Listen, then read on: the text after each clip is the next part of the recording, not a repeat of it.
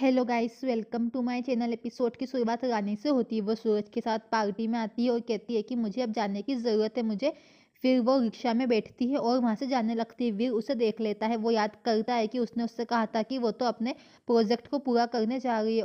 फिर वीर रानी को कॉल करता है और पूछता है कि तुम कहाँ पे हो। वो कहती है कि मैं घर पहुँचने वाली हूँ। वीर कहता है कि मुझे पता लगाना होगा कि आप क्या छिपा रही है। फिर मौसा जी और कजरी जा रहे होते हैं। फिर वो कहते हैं कि रानी के आने तक आप रुक सकते हो। वो कहते हैं कि हमारी बस छूट जाएगी। राजमाता विक्रम से कहती है कि हमें उन्हें रोकने की कोशिश करनी चाहिए। विक्रम कहता है कि मौसा जी प्लीज रुको, हम आपको याद करेंगे। वो रोने का नाटक करता है। राजेश्वरी फिर छींकती है। मौसा समझते हैं कि वो रो रही है। मौसा जी कहते हैं कि आप क्यों रो रही हो, ठीक है हम कहीं नहीं जाएंगे। वो लोग फिर रुक जाते हैं। राजेश्वरी पागल हो जाती है। फिर रानी घर में आ जाती है। फिर वीर भी वहां पे आता है। रानी कहती है कि आप बहुत थके हुए लग रहे हो, सब कहाँ पे है। फिर वो कहता है कि मुझे बताओ कि तुम क्या छिपा रही हो। रानी कहती है कि क्या हुआ। वो कहता है कि आपने वादा किया था कि हमारे बीच कोई भी रहस्य नहीं होगा। आपको क्या परेशान कर रहा है। आपकी आंखें बता रही है कि आप कुछ छुपा रही हो। मुझे बताओ, जानने का मेरा हक है। फिर रानी कहती है कि हाँ मैं कुछ छुपा रही हूँ, लेकिन इस फैमिली के लिए। ये उसे शुरू से फिर सब कुछ बताती है कि कैसे वो सूरज के घर जाने लगी और उन्हें बेवकूफ़ बना रही है। फिर वीर चौंक जाता है। रानी कहती है कि मुझे पता है कि आपने मुझसे ऐसा नहीं करने के लिए कहा था, लेकिन ये हमारे मिशन के लिए ज़रूरी था और जो हमारा है उसे वापस लेने के लिए। वीर कहता है कि मैंने तुमसे कहा था कि ऐसा मत करना। फिर इतने में वहाँ पे सूरज आ जाता है और कहता है कि राधिका जी आप इसके साथ क्या कर रही हो।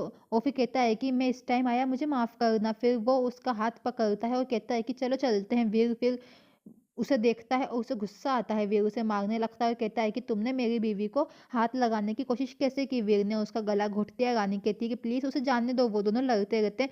वो कहती है कि वो मर जाएगा। फिर सूरज ने एक चाकू उठाया और फिर उसके पेट में मार दिया। फिर वीर वहां पे घायल हो जाता है। इतने में रानी चिल्लाती है। वो देखती है कि वो सपना देख रही थी। वीर कहता है कि मुझे बताओ तुम क्या छिपा रही हो। रानी कहती है कि मैं विजया से सब कुछ वापस पाने के लिए एक दोस्त की मदद ले रही थी। मुझे चीजें छिपाना पसंद नहीं है, लेकिन मुझे अपनी फैमिली की खुशियों को वापस पाने के लिए कुछ करना पड़ा। वो कहता है कि ठीक है, तुमने मुझे सब कुछ बता दिया। आपसे सवाल करने के लिए मुझे खेद है। हम एक दूसरे के दोस्त हैं, मैं तुम दोनों की मदद करूंगा। रानी कहती है कि इससे खतरा बढ़ जाएगा, मैं अभी चीजों को संभाल लूंगी।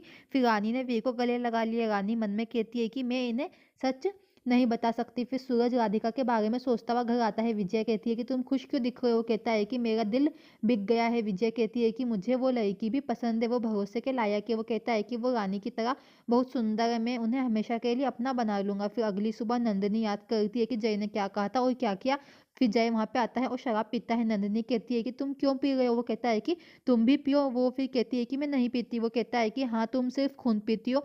फिर चंपा नंदिनी की ड्रेस पहन के आती है। नंदिनी कहती है कि तुमने मेरी साड़ी और गहने को छूने की हिम्मत कैसे की। चंपा जय के पास जाती है और उसे शराब पिलाती है और उससे पूछती है कि मैं कैसी लग रही हूँ। वो कहता है कि तुम अच्छी लग रही हो। फिर नंदिनी कहती है कि तुम मेरे नौकर हो और जय तुम। वो कहता है कि चुप रहो। नंदिनी कहती है कि मैं इसे अपने घर से बाहर निकाल दूंगी, मैं इसे बर्दाश्त नहीं कर सकती। रानी कहती है कि मुझे नहीं पता कि मैं सही हूँ या गलत, प्लीज मेरी मदद करना माता रानी। फिर शांति और विकास वहां पे आते हैं। शांति कहती है कि हमें नौकरी वापस मिल गई है। रानी कहती है कि मुझे धन्यवाद मत दो। फिर रानी कहती है कि असली फैमिली भी वापस आ जाएगी। फिर वो कहते हैं कि आपको कुछ मदद चाहिए। फिर शांति कहती है कि मैं हमेशा तुम्हारे साथ हूँ। वो फिर उन्हें एक पेन ड्राइव देती है और कहती है कि ये विजय ने आपको पहुंचाई है और कहा कि इससे आपको मदद मिलेगी। फिर रानी उन्हें धन्यवाद देती है।